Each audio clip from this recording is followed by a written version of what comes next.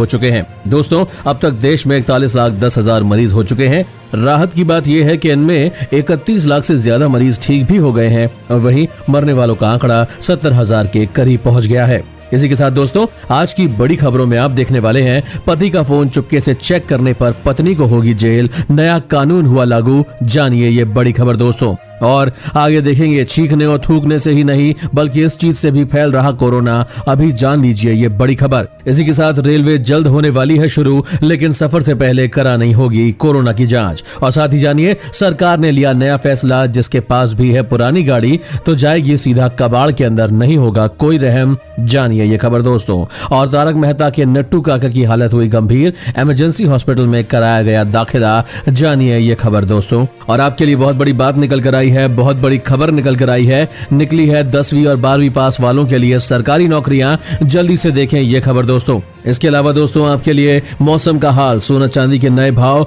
और सुशांत सिंह के केस की कुछ बड़ी खबरें हम बताने वाले हैं। दोस्तों, हर खबर आपके लिए बेहद जरूरी है, इसलिए शुरू से लेकर आखिर तक इस वीडियो को देखते रहिए। लेकिन उससे पहले इस वीडियो को बनाने में मुझे बहुत मेहनत लगती है और इस मेहनत के लिए इस वीडियो को एक छोटा सा लाइक करना ना भूलें। तो बिना देरी करे लाइक के बटन को जरूर दबाएं और इसी के साथ फटाफट से ले चलते हैं आपको हमारी आज की पहली खबर की तरफ।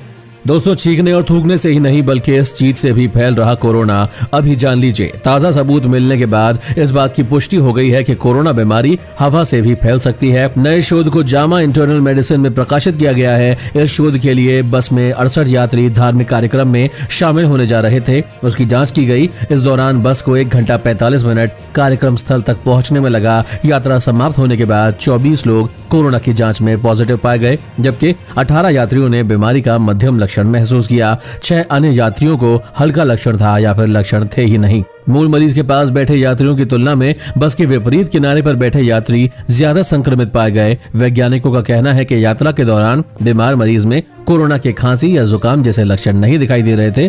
इससे पता चलता है कि एयर कंडीशन से वायरस के अंश हवा में होते हुए अन्य लोगों तक फैले। ऐसे में यदि दोस्तों आप भी किसी सार्वजनिक वाहन का इस्तेमाल कर रहे हैं तो आपको ज्यादा सावधानी बरतने की जरूरत है। अपना ध्यान रखें दोस्तों, क्योंकि आप भी हमारे परिवार का ही एक सदस्य हैं। अब जानिए अगली खबर दोस्तों। रेलवे स्टेशन पर यात्रियों की कोरोना जांच शुरू, रिपोर्ट आने के बाद ही कर सकेंगे सफर। दोस्तों, पिछले 1 सप्ताह के दौरान कोरोना संक्रमण के बढ़ते मामलों के मद्देनजर अब नई दिल्ली रेलवे स्टेशन पर टेस्टिंग की व्यवस्था कर दी गई है। नई दिल्ली रेलवे स्टेशन पर कोरोना संक्रमण का एंटीजन किट के जरिए टेस्ट मुफ्त में किया जा रहा है। ऐसे में जो यात्री दिल्ली से बाहर जा रहे हैं या फिर आ रहे हैं, वे अपना कोरोना टेस्ट करवा सकते हैं। शनिवार सुबह से रेलवे स्टेशन पर आने और जाने वाले यात्रियों का कोरोना टेस्ट किया जा रहा है। इसमें अच्छी बात यह है कि टेस्ट का परिणाम जानने के लिए ज्यादा इंतजार नहीं करना पड़ता, बल्कि सिर्फ 20 मिनट में इसकी रिपोर्ट मिल जाती है। प्रशासन की ओर से ये टेस्ट जरूरी कर दिया गया है। यदि आपको रेलवे में यात्रा करनी है तो आपको ये टेस्ट करवाना अनिवार्य होगा।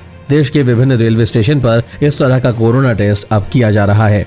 और अब जानिए, पति का फोन चेक किया तो महिलाओं को होगी जेल। जानिए पूरी खबर। जी हाँ दोस्तों, सऊदी अरब में महिलाओं के खिलाफ अब एक और विवादित आदेश सामने आया है। इसके मुताबिक अगर महिलाएं अपने पति का फोन चेक करती हैं तो उन्हें दंड दिया जा सकता है, जेल की सजा भी हो सकती है, उन पर जुर्माना लगाया जा सकता है और फिर इनमें से तीनों सजाएं एक साथ भी हो सकती है। वकील मोहम्मद अल तेमायाद ने यह कहा कि अगर महिलाएं ऐसा करती है तो उनके खिलाफ निजता के अधिकार के हनन का मामला चलाया जाएगा, क्योंकि ये देश के इस्लामिक कानून के दायरे में नहीं आता है। जब से ये मामला आया है तब से सऊदी में ट्विटर पर इस बारे में लगातार जबरदस्त चर्चा चल रही है। दोस्तों, क्या ये नियम भारत में भी लागू हो जाना चाहिए? हमें कमेंट करके जरूर बताएं। और अब जानिए, देश में कोरोना का नया रिकॉर्ड। एक दिन में 90,000 से अधिक मरीज मिले, कुल आंकड़ा 41 लाख के पार। दोस्तों, देश में कोरोना संक्रमितों के आंकड़े में बीते 5 दिनों में एक बार भी गिरावट नहीं आई है। शनिवार को तो यह रिकॉर्ड 90,000 के पार पहुंच गया है।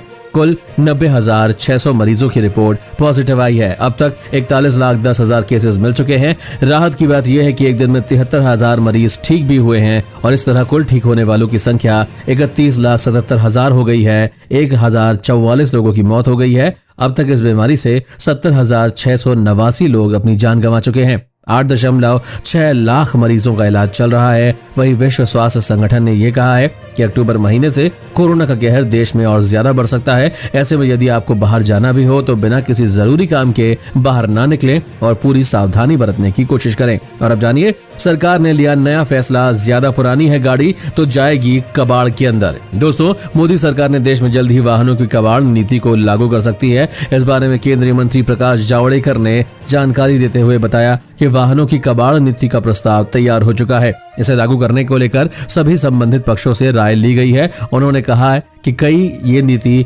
जल्द लागू होगी। सरकार की इस नीति के तहत पुराने वाहनों को कबाड़ में दे दिया जाएगा। इन कबाड़ वाहनों को रखने के लिए बंदरगाहों के पास रिसाइकलिंग केंद्र बनाए जा सकते हैं। इन वाहनों में पुरानी कार, ट्रक और बस शामिल है, जिसे कबाड़ में तब्दील किया जाएगा। ऐसा सरकार इसलिए कर रही है क्योंकि देश में बहुत से लोग 20 साल से भी ज्यादा पुरानी गाड़ियों का इस्तेमाल कर रहे हैं, जिससे देश का वातावरण दिन ब दिन खराब होता जा रहा है। इसी के साथ ऐसा भी हो सकता है कि यदि आपकी गाड़ी नियमित साल से ज्यादा पुरानी हो तो आपको गाड़ी से हाथ धोना पड़ सकता है। सरकार 40 के तहत कड़े नियम जारी करेगी और उसके बाद से पुरानी गाड़ियों को कबाड़ के रूप में ही देखा जाएगा। दोस्तों, आपके हिसाब से सरकार का ये नया नियम सही है या नहीं, हमें यस या नो में जरूर बताएं। और आगे देखिए बहुत बड़ी खबर दोस्तों, रेलवे में वेटिंग लिस्ट का झंझट हुआ खत्म। अब सबको कंफर्म टिकट ही मिलेगी। और जानिए, तारक मेहता के नट्टू काका की हुई हालत गंभीर, अस्पताल में कराया गया दाखिल। दोस्तों, तारक मेहता का उल्टा चश्मा के वरिष्ठ अभिनेता घनश्याम नायक उर्फ नट्टू काका की सेहत अस्वस्थ है और वो कुछ समय के लिए शो में नजर नहीं आएंगे। महाराष्ट्र सरकार की ओर से 65 वर्ष से अधिक उम्र के अभिनेताओं को सेट से बाहर रखने के दिशा निर्देश के कारण वो लॉकडाउन के बाद शो की शूटिंग फिर से शुरू नहीं कर सके। प्रोडक्शन हाउस के एक करीबी सूत्र ने बताया कि कुछ दिन पहले घनश्याम सर की गर्दन में एक गांठ का पता चला था और डॉक्टरों ने सर्जरी की सलाह दी थी और बहुत जल्द ही उनकी ये सर्जरी होने वाली है। दोस्तों, क्या आप तारक मेहता का उल्टा चश्मा देखते हैं? हमें यस या नो में जरूर बताएं। और अब जानिए, सुशांत सिंह केस में रिया के भाई शौविक की गिरफ्तारी पर रिया के पिता का बड़ा बयान, कहा मुबारक हो आप सबको। दोस्तों, एक्टर सुशांत सिंह राजपूत की हत्या के मामले में आरोपी रिया चक्रवर्ती के पिता इंद्रजीत चक्रवर्ती ने एक बयान जारी किया है, जिसमें उन्होंने अपने बेटे शौविक चक्रवर्ती की गिरफ्तारी पर अपनी आपत्ति व्यक्त की है। रिया के भाई शौविक को शुक्रवार को मुंबई में गिरफ्तार किया गया। रिटायर्ड लेफ्टिनेंट कर्नल इंद्रजीत ने इंडिया टुडे से कहा कि बधाई हो भारत, आपने मेरे बेटे को गिरफ्तार करा दिया है। मुझे यकीन है कि अगला नंबर मेरी बेटी का है और मुझे नहीं पता कि इसके बाद कौन है। आपने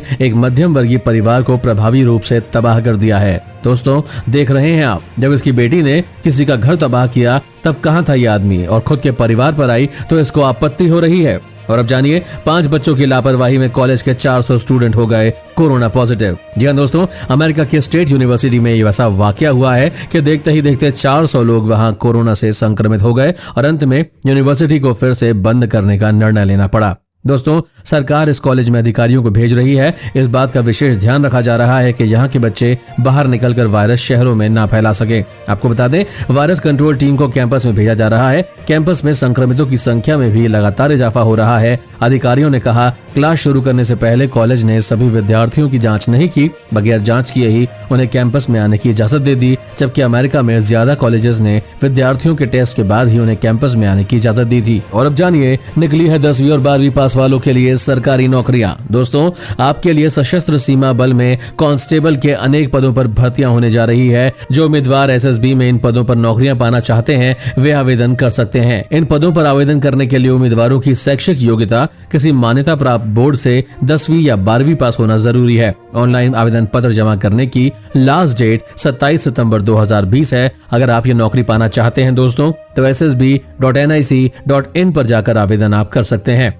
और अब जानिए, लोन के ऊपर सरकार का बड़ा फैसला, मुश्किल में फंसे लोगों को मिल सकती है 2 साल तक राहत। जाने क्या है तरीका। दोस्तों, लॉकडाउन से पैदा हुए आर्थिक संकट से कर्जदारों को राहत देने के लिए आरबीआई की ओर से घोषित ईएमआई चुकाने की अवधि 31 अगस्त को समाप्त हो गई है। अब आज से बैंकों के बकाया लोन की किश्तें कर्जदारों को तय समय पर चुकानी होगी। हालांकि अब भी ऐसे तमाम कर्ज धारक हैं जिनकी आर्थिक स्थिति ठीक नहीं है और रोजगार के अवसर छिनने के चलते परेशानी बढ़ गई है। ऐसे ग्राहकों को बैंक की ओर से अब भी मोरिटोरियम जैसी सुविधा मिल सकती है। ग्राहक यदि लोन की रिस्ट्रक्चरिंग चाहते हैं तो फिर उन्हें इसके लिए बैंक को लिखना होगा, यानी कि यदि आप लोन रीपेमेंट करने की स्थिति में नहीं है तो आप बैंक को कांटेक्ट करके अपने लोन की रिस्ट्रक्चरिंग करवा सकते हैं। इसमें बैंक आपको यह सुविधा देगा कि आप अपने लोन की ईएमआई को कम किश्तों में भर सकें। हालांकि ऐसा करने से ब्याज दर बढ़ सकता है। और अब जानिए यात्रियों के लिए खुशखबरी, अब वेटिंग लिस्ट का झंझट हुआ खत्म, बेफिक्र होकर कराएं टिकट बुक।